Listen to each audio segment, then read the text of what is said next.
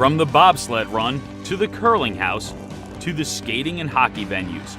For hundreds of Winter Olympic athletes, the competition heats up on a cold, hard place, the ice. Ice is a really fascinating substance, and we're very lucky as humans that it has such interesting and strange properties. Ken Golden is a mathematician at the University of Utah. With funding from the National Science Foundation, he has traveled to Antarctica to collect data on sea ice for climate studies. Golden explains it's the unique surface of ice that makes the slide and glide of winter sports possible. We can run metal blades over the top of it, and that's being made possible by the slipperiness of the surface of the ice. Why is ice slippery? The answer begins with water molecules, made up of an oxygen atom bonded with two hydrogen atoms. The oxygen end has a negative charge, and the hydrogen end has a positive charge. The opposite charges attract other water molecules like magnets and form what are called hydrogen bonds. Molecules in liquid water move about closely, and the hydrogen bonds are made and broken easily. As water approaches the freezing point, the water molecules will slow down. They're not bouncing around as much because there's not as much thermal energy in the system. As the molecules slow down and the hydrogen bonds begin to hold, they form into rigid hexagonal or six-sided groups that connect into a structure called a crystal lattice. And then these patterns are repeated on many different layers. As ice thickens, the bonds within the structure form in all directions, locking in place and making the ice hard. Surface molecules, however, can't form rigid bonds above them and are in a loose quasi-liquid state, also called pre-melt.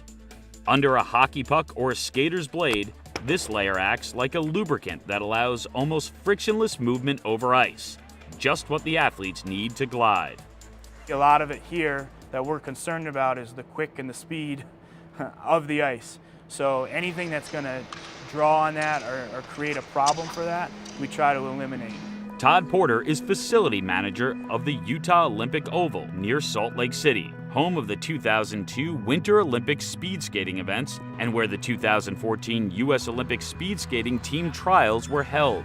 Porter oversees the production of the glass-like ice sheets essential for hockey, figure skating, and speed skating. When you're talking about ice and creating the fastest, best quality for any athlete, the number one thing is cleanliness. Any dirt or sediment or anything that's on the surface or throughout the ice is going to dull blades.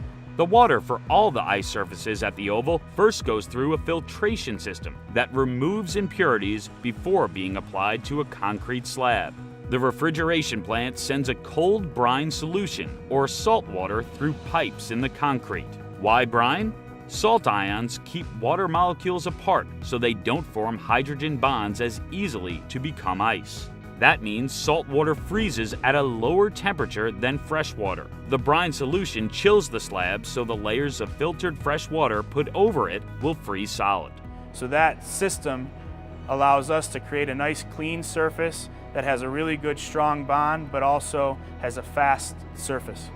The thicker the ice is, the greater the distance between the freezing brine and the ice surface. So thicker ice means a warmer and softer surface. I'm not super picky about my ice when it comes to exact temperature and feel, but soft and clean is my favorite.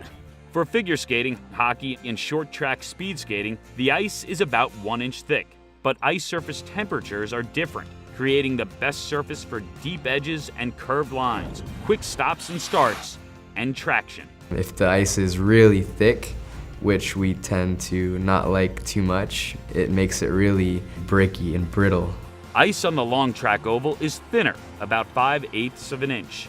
This means the surface remains colder and harder, conditions long track skaters need for a smooth, gliding stride. The one thing that I love about ice skating is the ice is the same for everybody. It's a level playing field and the best is gonna win. For these Olympic athletes, being the best includes conquering the slippery surface of ice.